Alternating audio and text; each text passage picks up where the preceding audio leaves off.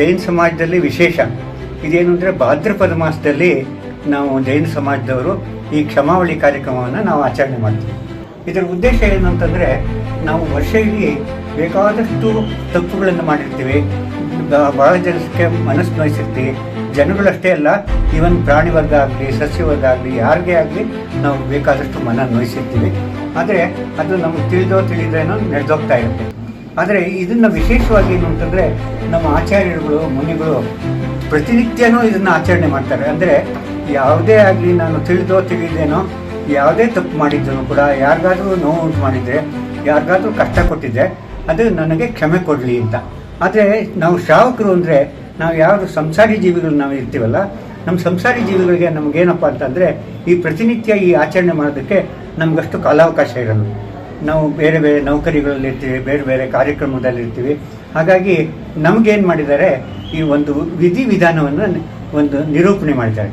ಭಾದ್ರಪದ ಮಾಸದಲ್ಲಾದ್ರೂ ಕನಿಷ್ಠ ಈ 10 ದಿವಸಗಳು ದಶಲಕ್ಷಣ ಪರ್ವ ಅಂತ ನಾವು ಆಚರಣೆ ಮಾಡ್ತೀವಿ.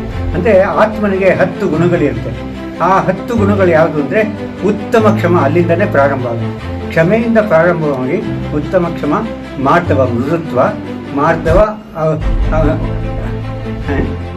ಸತ್ಯ, ಸಂಯಮ, ತಪ, ತ್ಯಾಗ, ಆಕಿಂಚನ್ಯ, ಬ್ರಹ್ಮಚರ್ಯಾನಿ ಧರ್ಮ.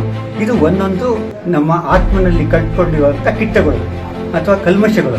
ಈ ಕಲ್ಮಶಗಳನ್ನು ನಾವು ಆತ್ಮನಿಂದ ನಿವಾರಣೆ ಮಾಡಿಕೊಂಡ್ರೆ, ಅಂದರೆ ನಮ್ಮ ಕರ್ಮಗಳನ್ನೆಲ್ಲ ನಾವು ನಿವಾರಣೆ ಮಾಡಿಕೊಂಡ್ರೆ ಆತ್ಮ ಪರಮಾತ್ಮನಾಗ್ಬೋದು. ಇದನ್ನು ಶುಭ ಧ್ಯಾನದಿಂದ, ಶುಭ ಭಾವನೆಯಿಂದ ನಾವು ಯಾವಾಗ ಆಚರಣೆ ಮಾಡ್ತೀವಿ, ಅದು ನಮ್ಮ ಕರ್ಮಕ್ಷಯಕ್ಕೆ ಒಂದು ಕಾರಣ ಆಗುತ್ತೆ. ಆತ್ಮ ಮುಕ್ತಾತ್ಮನಾಗೋದಕ್ಕೆ ಒಂದು ಅವಕಾಶ ಆಗುತ್ತೆ. ಇದಕ್ಕೆ ಬಹಳ ವಿಧಿವಿಧಾನಗಳೆಲ್ಲ ಇದೆ. ಅದು ಈಗ ಹೇಳೋದಕ್ಕೆ ಈ ನಿಮ್ಮ ಬೈಟಲ್ಲಿ ಅಷ್ಟು ಅವಕಾಶ ಇಲ್ಲ. ಆದರೆ ಇದು ಮುಖ್ಯ. ಇದು ಉತ್ತಮ ಕ್ಷಮ, ಮಾರ್ಧವಾರ್ಜವ, ಶೌಚ, ಸತ್ಯ, ಸಂಯಮ, ತಪಸ್ತ್ಯಾಗ, ಕಿಂಚನ್ಯ, ಬ್ರಹ್ಮಚರ್ಯಾಣಿ ಧರ್ಮ ಅಂತ ಅದನ್ನು 10 ಇದನ್ನು ಅದನ್ನು ಸೇರಿಸಿದ್ದಾರೆ. ಅಂದರೆ ನಮ್ಮ ಈ ಕ್ಷಮಾಧರ್ಮ ಉತ್ತಮ ಕ್ಷಮಾದಿಂದ, ಉತ್ತಮ ಕ್ಷಮ ಸಾಧಾರಣ ಕ್ಷಮೆ ಅಲ್ಲ, ಉತ್ತಮವಾದಂಥ ಕ್ಷಮೆ ಮಾಡಬೇಕು. ಆಮೇಲೆ ಈಗ 10 ದಿವಸದ ಆಚರಣೆ ಆದಮೇಲೆ 11ನೇ ದಿವಸನೂ ಕೂಡ ಉತ್ತಮ ಕ್ಷಮೆಯಿಂದ ಕ್ಲೋಸ್ ಆಗುತ್ತೆ.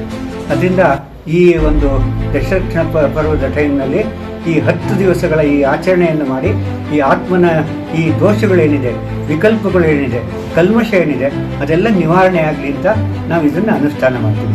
ಮಾಡಿ ಕಡೆಯ ದಿವಸ ಇವತ್ತು ಉತ್ತಮ ನಾವು ಈ ಸಾಮೂಹಿಕ ಕ್ಷಮಾವಳಿ ಅಂತ ಮಾಡ್ತೀವಿ. ಎಲ್ಲ ಜನಗಳು ಆದಷ್ಟು ಎಷ್ಟು ಜನ ಸಾಧ್ಯ ಆಗುತ್ತೆ ಅಷ್ಟು ಜನ ಬಂದು ಸೇರ್ತಾರೆ. ಸೇರಿ ಇದ್ರ ಬಗ್ಗೆ ಎಲ್ಲ ಮನನ ಮಾಡಿ ಅವ್ರಿಗೆ ಇದರ ಆಚರಣೆ ಹೇಗೆ ಮಾಡಬೇಕು ಅನ್ನೋ ತಿಳುವಳಿಕೆಯನ್ನು ಕೊಟ್ಟು ಈ ಆತ್ಮನ ನಾವು ಉದ್ಧಾರ ಮಾಡ್ಕೊಳ್ಳೋದಕ್ಕೋಸ್ಕರ ಈ ಒಂದು ದಶಲಕ್ಷ ಪರ್ವದಲ್ಲಿ ಈ ಕ್ಷಮಾವಳಿ ಕಾರ್ಯಕ್ರಮವನ್ನು ನಾವು ಆಯೋಜನೆ ಮಾಡ್ತೀವಿ. ಗೊತ್ತಿಲ್ಲ, ನಮ್ಮ ಆರ್ತಿಪುರ ಅಂತ ಇದೆ, ಕೊಕ್ಕರೆ ಬೆಳ್ಳೂರು ತಾವೆಲ್ಲ ಕೇಳಿದ್ದೀರ. ಕೊಕ್ಕರೆ ಮಂಡ್ಯದ ಹತ್ರ ಮದ್ದೂರು ಬಳಿ ಕೊಕ್ಕರೆ ಬೆಳ್ಳೂರು ಅಂತ ಇದೆ. ಕೊಕ್ಕರೆ ಬೆಳ್ಳೂರಿಗೆ 1.5-2 ಕಿಲೋಮೀಟರ್ ದೂರದಲ್ಲಿ ಆರ್ತಿಪುರ ಅಂತ ಇದೆ. ಆರ್ತಿಪುರದ ಭಟ್ಟಾರಕರೊಬ್ಬರು, ಅವರು ಸಿದ್ಧಾಂತ ಕೀರ್ತಿ ಭಟ್ಟಾರಕ ಮಹಾಸ್ವಾಮೀಜಿ ಅಂತ, ಅವರು ಬಂದು ಅವರು ಒಂದು ಧಾರ್ಮಿಕ ಉಪನ್ಯಾಸ ಕೊಟ್ಟರು. ಜೊತೆಗೆ ನಮ್ಮ ಆದರಣೀಯ ಧರ್ಮಸ್ಥಳ ಸುರೇಂದ್ರ ಕುಮಾರ್ ಅವರು, ಅವರ ಧರ್ಮಪತ್ನಿ ಅನಿತಾ ಸುರೇಂದ್ರ ಕುಮಾರ್ ಅವರು ಬಂದಿದ್ದರು.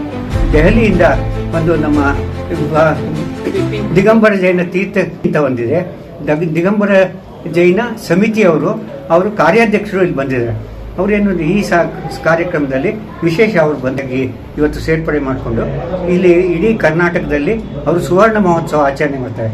ಅವರು ದಿಗಂಬರ ಜೈನ ಸಮಿತಿ ಸ್ಥಾಪನೆಯಾಗಿ 50 ವರ್ಷ ಆಯಿತು. ಅದಕ್ಕೆ 50 ವರ್ಷದ ಆಚರಣೆನ ಈ ವರ್ಷ ಪೂರ್ತಿ ಮಾಡ್ತಾರೆ. ಅದಕ್ಕೆ ಕರ್ನಾಟಕದಲ್ಲೂ ಕೆಲವು ಕಾರ್ಯಕ್ರಮಗಳನ್ನ ಹಮ್ಮಿಕೋಬೇಕು ಅಂತ ಅವ್ರು ಬಂದಿದ್ದಾರೆ. ಅವರು ಮುಖ್ಯ ಅತಿಥಿಯಾಗಿ ಇವತ್ತು ಭಾಗವಹಿಸಿದ್ರು. ನಮ್ಮ ಪದ್ಮರಾಜ್ ದಂಡಾವತಿ ಅವರು ತಾವು ಕೇಳಿದ್ದೀರಾ, ಕಾರ್ಯನಿರ್ವಾಹಕ ಸಂಪಾದಕರಾಗಿದ್ದರು, ಭಾಳ ಹೆಸರು ಮಾಡಿದ್ದಾರೆ. 4 ಆಯಾಮಗಳು ಅನ್ನೋದನ್ನು ಒಂದು ಇದನ್ನೇ ಶೀರ್ಷಿಕೆನೇ ಅವರು ಪ್ರತಿ ದಿವಸ ಕಾರ್ಯಕ್ರಮದಲ್ಲಿ, ಪ್ರತಿ ವಾರ ಕಾರ್ಯಕ್ರಮದಲ್ಲಿ ಹಾಕ್ತಾಯಿದ್ರು. ಅವರು ಕೂಡ ಕ್ಷಮಾವಳಿ ಬಗ್ಗೆ ಎಲ್ಲ ಹೇಳಿ ಎಲ್ಲರಿಗೂ ಜನಗಳಿಗೆ ತಿಳುವಳಿಕೆ ಕೊಟ್ಟಿದ್ದಾರೆ. ಇದು ಇವತ್ತಿನ ಒಂದು ಕಾರ್ಯಕ್ರಮ ಆಯಿತು.